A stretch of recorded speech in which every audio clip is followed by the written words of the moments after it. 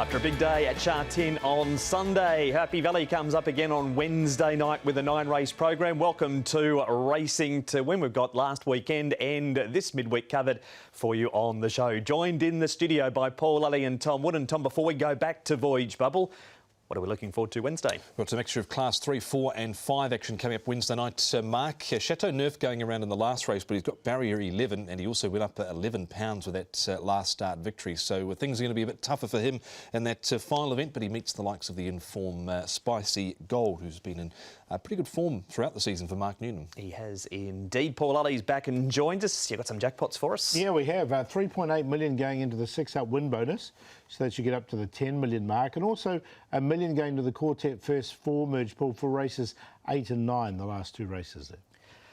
Well, we're going back now to the Champions and Chater Cup for Standard Chartered, and River Verdon, Tom, prior to the race, was the only horse to win the Triple Crown. You could have just about handed Voyage Bubble the Triple Crown once again for the first time in 31 years at this point, because the pace is about to skyrocket. Yeah, well, they went along a little bit through that first section. Horses like Moments in Time up on the pace was a bit keen sort of in the early part of the straight, and then there was this mid-race burn-up coming off the back straight with about 9.50 left to go when Zach Purton came round on Ensued, and it didn't work out well for any of those three runners in at the end, because Voyage Bubble was just stalking them with James McDonald, and everything just unfolded absolutely perfect for him, Paul. Yeah, look, the question before the race, I think everyone had, was would he stay 2,400 metres?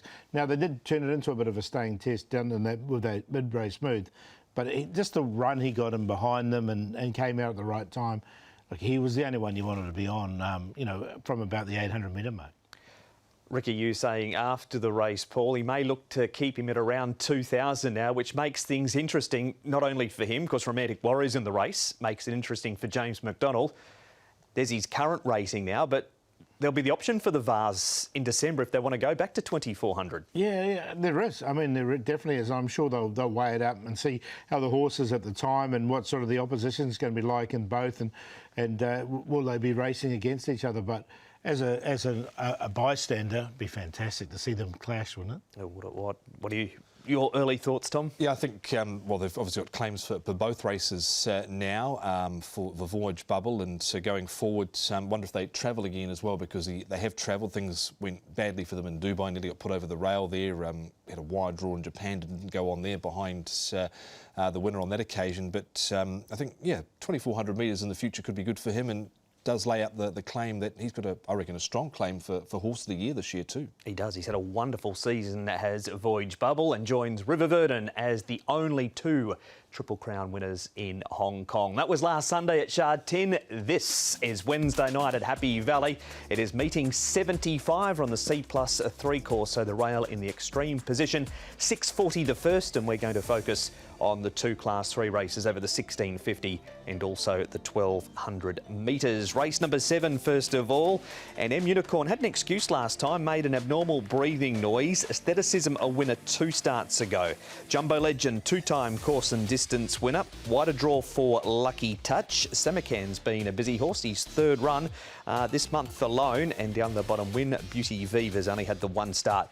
He has been back to the trial. Speed map here, Paul has Samarkand leading. Yeah, look, he looks the only leader in the race. He does like to go forward. All Cash has gone forward in the past, but from his draw with the pace underneath him, he just might have to work a little bit if he wants to get outside Samarkand. I think Flying Fortress will beat him to that position. Hammer On won't be far away. Absolute Honour, M Unicorn. The other 4 get back. I mean, Lucky Touch, unfortunately for him, is drawn wide once again. He's going to have to go back. We'll hear from his trainer very shortly, Jamie Richards. Tom, firstly, though, the barrier stats for the 1650, and normally it's gates 1 and 2 on the C+3 course which dominate. That's not the case this season. No, it hasn't been the case at all this season. It's been fairly sort of evenly spread across, and you can see right there those numbers. Barrier 5's been pretty good delivering there with 8 winners, but across the board, Paul, it's pretty consistent, barring barrier number 4, and for the second placings as well, it's a reasonably even spread until you sort of get out to the last 3 gates there. Yeah, it does. And look, they've been with a slightly the smaller field here. Obviously, there's only a field of 10 going around in this race. That's not going to affect those statistics. But basically, what that's telling us is that the barriers don't matter. which is unusual because usually 1 and 2 at this stage of the season are dominating. Yeah, they are, but it's fair this year. Yep. There's no problem. That's on the C+3 alone. It's a bit more spread evenly across other rail positions. Lucky Touch, our man's Jamie Richards, and here he is with Nick. Jamie, Lucky Touch, an interesting runner, a nice runner for you at Happy Valley on Wednesday night. A model of consistency still, and another good running defeat last time. Yeah, he never runs a bad race. He doesn't win out of turn, but he doesn't often run a bad race. He's very consistent, and unfortunately, because he's been so consistent, it's been hard to keep him away from the handicapper. He's gone up a lot in the ratings without having won a race, but unfortunately with the system here, that's just how it works, and we've got to take that on the chin. But he's going well, 3 weeks between runs, had a bit of a change of scenery out there at Chongfa and seems to have come back down in good shape. Yeah, it pains me to remind you, but yeah, 12 pounds from the start of the season, so he probably is his own worst enemy to some degree. But last time out, I mean, the horse that beat him, Keithy, we know is a handy horse, so I think the form certainly stacks up, doesn't it? Yeah, he's a horse that always looks like he's going to win, and then he just doesn't sort of get his nose in front, so he's got that against him, and he's got a bad gate, and there doesn't look to be a lot of pace in the race, so he's got a few things to overcome, but as we've discussed, he's very consistent and always runs well. He does indeed. You've called upon Alexi Bedell also. He's got a pretty handy record, I know, without winning. 2 rides, 2 seconds. Yep, so he was quick to remind me of that, but anyway, we'll look forward to having Alexi on him. Well, let's hope he can add that win to the tally. And as for you in the stable, last sort of 3 or 4 meetings have been pretty good and winners along the way. So, you know, the way things are going, you must be pleased. Yeah, it's been a challenging season, but yeah, hopefully we can keep up a bit of form for the rest of the season that we've got left, and then we'll look forward to next year. But as everyone knows in Hong Kong, with the handicapping system, they go up and they go down, and we've had a few horses that have got to their mark and have been able to win, and a horse like Golden Tronic Mighty's been great for the stable. He's put a couple together and he gets another crack in Class 4, so and I feel like he won with a little bit in hand, so we'll look forward to him running next time, and you know, hopefully things can keep improving for the stable and everyone concerned. We'll have a look at Jamie's recent stats shortly, Paul. Firstly, though, a replay also featuring Lucky Touch running 4th and Aestheticism. The wide draws don't help, but despite that, he's just holding his form well, isn't he? He is, but he gets penalised for it, doesn't he? Because he sort of sneaks up the ratings without winning. That's the little problem for him. He's got barrier number 10 again. I mean, he did win sort of earlier on the season off a 51 rating, and he's now up to the 65 rating without winning again. Saying that he's been fantastic for his owners because he's so consistent, he gets a check every time. He certainly does. You look at the beginning of this year, this calendar year, he was on a rating of 58 and he snuck himself all the way up to 63. So he's been consistent without winning. I was just sort of worried about the wide draw again with him because he looks a horse that everything needs to go his way. And he's a member, Tom, of the Jamie Richards stable, and the last 4 meetings, things have been going well. Yeah, they have been, and obviously the first half of the season was a bit of a slow start for Jamie, but just with where the horses were rated and whatnot, he's been able to certainly gather some momentum in the back end of the season. He's got a total of 41 horses in his stable at the moment. The Prime would need to lift in race number 2, Romantic Fantasy, again over the 2,200 metres. O-Liner, thought Jubilant Winner wasn't the worst of his run last start, but he is drawn wide also. Yeah, he's another one, unfortunately, he's drawn wide. Lucky Touch. I kind of call Led All the Way when he won. I don't think he'll get his own way in front in this race, but look, he's got a couple of good chances now, and it's good to see the momentum going for him. Yep, it certainly is, and Golden Tronic Mighty's flying the flag really well for the stable. His Flying Fortress, Paul, Hamron's hard to catch and All Cash would have to improve, but Flying Fortress has been top 4 every time he's run the 1650 at the Valley. He's the one I'm going to go with, actually, Flying Fortress. A good second behind Emeritus Spec, so he's been in really good form recently. All but won this race. I think he can get outside the leader, so I think he's a winning chance. Yeah, agreed totally. Had that nice run midfield and was only headed late last time out. And he got a little bit keen sort of at the 1,400 metres after covering a bit of ground into that first turn. And I think he's a genuine winning chance for sure. That is a Flying Fortress. Next up, Tom, we have Samarkand running 3rd. He's a horse that is a 3-time course and distance winner, coming off of that placing behind Cambridge last time. It's not been overly easy to catch this horse in the last 12, 16 months. Last one off 65. He's off that rating here. The handicapper giving him another chance when he raced off 65 last start and was beaten for third there behind Cambridge. Didn't quite make it in, Paul. I got him in because I think he could get an easy lead, and as such he could fill a placing for sure. And as you say, he's been there, done that. He's won off this rating. Has run second of a 73 rating as well, so he is capable. He's in the placings, but he's going to get run down by Flying Fortress if things go to plan. Yeah, I'm going to go with Flying Fortress. I think he can sit just outside the leader. Lucky Touch, as Tom says, he's going to have to go back and run on once again. Samarkand. And put M Unicorn in as well. He's got the inside draw and does get the benefit of a claim. 5, 6, 7, 1. 5 Flying Fortress. We know he's got a really good turn of foot to this horse. Of course, we've seen it multiple times in the back half of the season. Harry Bentley gets on with him well, and Cody Moe, the stable ticking along nicely with 37 winners. He's on top from Lucky Touch. Hammer On ran on, I thought, reasonably well behind runners last time out for 6th placing, and Aestheticism, nothing wrong with his trial. He looked to be under a good hold. Out of that race, he was 6th in last time out, and Braces, of course, was a winner last Wednesday night. 5, 6, 3 and 2. There you have it. That is the preview for race number 7. As we break here on Racing to Win, there's plenty more right after this.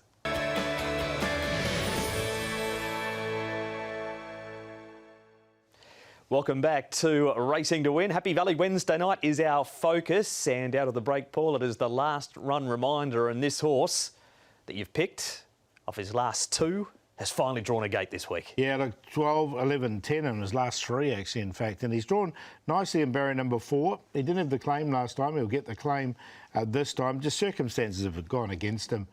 He's had to work a lot of the times. You can see him really wide here.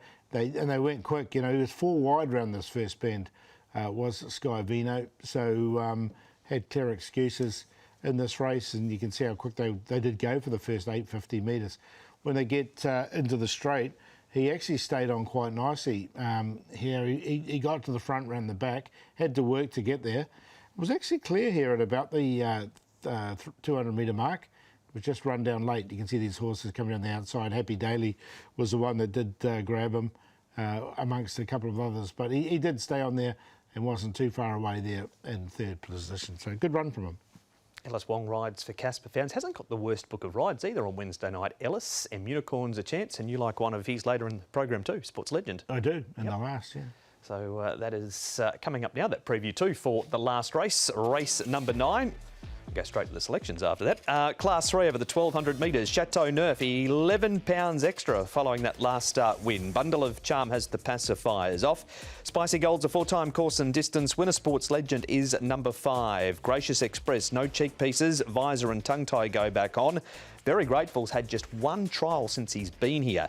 Goko winner last time in Class 4, and Sky Cap just struggles a little bit in this grade. His best form is in Class 4, Paul, but he might join Sports Legend in the lead. Yeah, look, he's going to have to work to get there. That's why I didn't mind Sports Legend, because I thought he get from barrier number 4, he can easily just hold the rail, whereas Skycap's drawn 10. So Keith's going to really have to go push him out, because there's other horses that like to go forward as well, like Golden Empire. Chateau Neuf's been going forward, but he's drawn wide as well with the big weight. Spicy Gold should get himself in a good position. Now, Wave Garden led in his first couple of races, but didn't lead in his last start with a wide draw. He's drawn barrier number 3, so he's another possibility that should be close up. But he actually ran better when he didn't lead. He was pushing up between horses late last time, but a winner last time, Chateau Neuf. Nick is with his trainer, David Hayes. David Hayes, off to Wednesday night we go. Happy Valley, of course. And race number 9, you've got the top weight Chateau Neuf, who, well, it'd be hard pushed to say he wasn't impressive last time. That was a very good win. Yeah, he got a beautiful run from an inside gate. This time he's got a wide gate and top weight. But his track work suggests he's held his form. And his last couple of starts, he's been very fast beginner. And Ferraris, if it jumps well, I'm sure it'd be bang and be just outside the leader.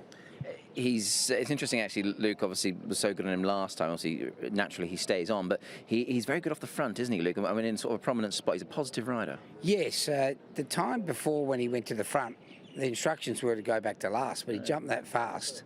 He improvised, and it was the correct decision. And if he shows that gate speed of his last 2 runs, the 11 mightn't be as bad as it looks. What are you more concerned about then? The sort of the barrier, or the fact he's top end of Class 3 maybe? The barrier. Okay. I think he'll, the way he's won and the way he's been training, he's working like an 80-plus horse. Yeah, he's done a good job. He's won 3 already. So that's him. Let's just go back a couple of days to the weekend. You were always very confident on Ruby Lot, and your confidence was justified. Yeah, we thought he might be. We don't count Voyage Bubble as a local. He's an international horse. But of the locals, out of the Queen Elizabeth, Hugh Bowman was very confident he could beat them all, and he did, which was a good effort to run second to a champion. And I guess now that he's got that in his arsenal, if you will, and he's got the ability to run that sort of trip. I guess going forward, I know we're way off it, but for next season, it just gives you a few options to play around with, doesn't it? You see where the others go, and you can sort of pick and choose your races a bit more. That's right. We'll go where Romantic Warrior and Voyage Bubble ain't. Probably wise, I think, isn't it? I think so, but I'm sure he could be very well placed in the lead-up. He'll be beautifully weighted, and he can show he can be competitive in the grand final. So, yeah, he's a horse. We'll put him away now and for a well-deserved rest, and he'll be ready to go at the start of next season. Just finally, David, just quickly, just an update on Kaying Rising. How's he? Yeah, he's been holidaying and going out the paddock every day. He starts trotting in the trot ring next week in his preparation to peak in October. A lot of extra weight on his back this week, Tom, but it was a good win last time. Certainly was, but he's not going to be, I think, afforded the same sort of run he had last time out. Probably was a tad keen into that first turn, but he was able to come back underneath Luke Ferraris, and once he loomed up at the 250, put pay to them, but he's not going to be getting the same run like he did last start, Paul. No, up and weight, wide draw. Look, I'm going to include him on a very minor line, but he was so impressive and he got penalised for it. Goko Win was a winner last time also, Paul, but this was down in Class 4. He does come up in grade with a lightish weight, confidence-building win last time. And Matthew Chadwick, Douglas White, good draw. Do you want to see him in Class 4? I think he can figure back up in grade this week. Yeah, look, before he'd won this race, and it was off a 74 rating, so he was really well rated, don't get me wrong, but it's taken him basically 2 seasons to get this win on the board. So for that reason, he has never put 2 together. I can't see him doing it now. No, I'm not totally convinced by him in this grade again. Goko Win had a lot of traffic in front of him coming towards the home turn, but Hugh Bowman was able to weave his magic there, but not convinced in this grade. Are you convinced, Tom, that Spicy Gold can go on with things around the valley? He was beaten this night, ended up running second behind Happy Fat Cat, Golden Empire 5th, but Alexi Bedell, Mark Newnham, it's a good team around Spicy Gold. Yeah, they've combined the jockey and the horse 11 times for 4 wins and 4 second placings, and Mark Newnham, Alexi Bedell together 6 wins, 8 seconds, 2/3 from 34 times teaming up. And I thought this night he pretty much had every chance, just wasn't able to reel in the winner here, and did dead heat with Storm Rider there on the outside. He's going to get a similar sort of run, I think, this time round, and he'll be there at the finish, I think. Yeah, I totally agree with what you say. Look, he's on an all-time career high at 75 mark now, and he did have his chance there, and they did put him up one. I'm going to include him because he's going to get the perfect run in behind, but look, I've got one to beat. Let's not forget this horse used to play up so badly in the parade ring. Mark Newnham's done a really good job to just calm him down. Happy Valley's been the making of him. We'll come to you first for this one, Tom, because Paul's going to make a case for the replay that follows this one. But Bundle of Charm, Brenton Avdallah, John Size, actually yet to win over the 1200 at Happy Valley, but hasn't been far away. He's one of the probably better rated horses on the card Wednesday night. His last win was off 92, but he's never won at Happy Valley. He's got 6 either second, third or fourth placings next to his name. Did like the way he finished off here over the final stages, but he has been struggling for a while now, Paul, to really get his nose in front and dictate, but he's capable. Yeah, no, he's more than capable. He's a well-rated horse. Last few runs off the all-weather. Last time he did run here at Happy Valley, he did finish towards the back behind Crimson Flash, and does have to give weight away to a lot of these horses. Talk us through a sports legend, Paul, and why you think this is the week where he's going to be too good for them. Well, look, he's won off a 68 rating. He's rated 71 now, and he gets a 7-pound claim. So to me, he's quite a well-rated horse. He looks the leader in the race from barrier number 4, and since this, he's come out and trialled really well. He didn't lead here. Parents' Love just took off, and he was no match for him whatsoever. He's a lot better horse when he's out in front. And yeah, Alice Wong taking the weight off his back. It was Brittany Wong riding in the trials, so he probably didn't have a great deal of weight on his back in that trial, but just the manner that he did it, he was pretty impressive, I thought. 2 3/4 he won that trial by at Happy Valley, beating Gorgon. Now, Gracious Express, watch this one and very grateful, Tom. All trialled around Happy Valley on the 9th of May, and Gracious Express, despite running 4th, was under a good hold in the latter stages. He was, and he was wearing the visor in this trial, and he's got that bit of gear on Wednesday night, as well as the tongue tie. Son of Churchill, one-time winner, never really ran on from midfield last time out. That was behind Geneva. Module Construction, of course, has come out of that race and won. So I think he's worth entertaining, and so to watch this one who has been back to the trials twice since rearing up in the gates at Happy Valley when there was support for him in his last 2 runs, Paul. So keen to see what he can do here. Yeah, he's on a rating of 62, so if he doesn't perform here, he's going to be really interesting down in grade if he goes down to Class 4. Very Grateful's only had 1 trial. I can't have horses that have only had 1 trial here. So I want to see him have another trial. And it was ordinary too. Yeah, it was just okay. I mean, 1131 pounds. I want to watch him, so I won't be entertaining him. But you won't be watching Sports Legend, you'll be with him. Yeah, look, I do. I think this is quite a nice race for Sports Legend. It's just how much pressure they do put on him. But look, I think if Alice can rate him well from the front, he's going to be tough to run down. Spicy Gold can sit on his back. Now, Wave Garden, they took a sit with him from a wide draw last time, and he actually caught the eye finishing off and making some good placings. So hopefully they'll do something similar here without trying to go silly in front. And then Chateau Neuf with the big weight, 5-3-9-1.